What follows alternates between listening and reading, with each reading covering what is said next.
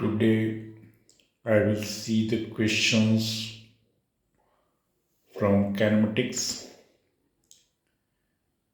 एक इस क्वेश्चंस को देखते हैं, उस क्वेश्चन को काइनेमेटिक्स का एवरेज स्पीड फाइंड करना है। इस क्वेश्चन में क्वेश्चन है ए particle moves with speed v0 for half of the total distance and then moves with a speed v1 for half of the time and a speed v2 for another half time for remaining distance. Find its average speed. तो बच्चों देखिए, यहाँ पे सबसे पहले distance half है और इसके बाद जो रिमेनिंग डिस्टेंस है उसको दो इक्वल टाइम इंटरवल में बांट करके इक्वल टाइम इंटरवल में डिवाइड किया जा रहा है और स्पीड v1 v2 से इक्वल टाइम इंटरवल में बॉडी ट्रेवल कर रहा है। तो सबसे पहले तो बात आती है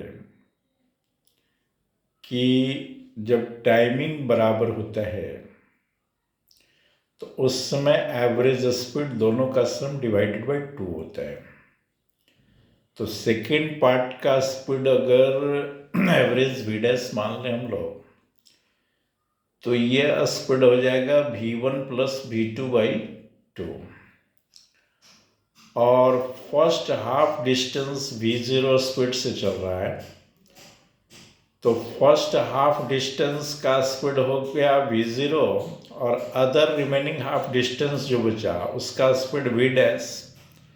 तो जब डिस्टेंस इक्वल होता है तो एवरेज स्पीड होता है 2v1 v2 by v1 plus v2। तो यहाँ से हमारा नेट एवरेज स्पीड जो मिलेगा वो 2v0 v dash divided by v0 plus v dash हो जाएगा और v डैश का वैल्यू यहाँ पे हम लोग v1 प्लस v2 बाई 2 डाल देंगे।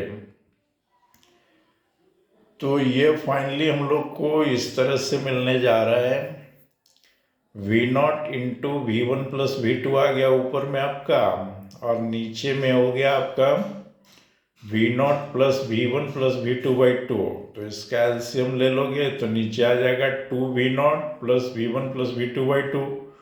2 को ऊपर लेके चले जाइए तो फिर आपका फाइनल आंसर हो गया 2v0 v1 plus v2 divided by 2v0 plus v1 plus v2। This is the final answer, right.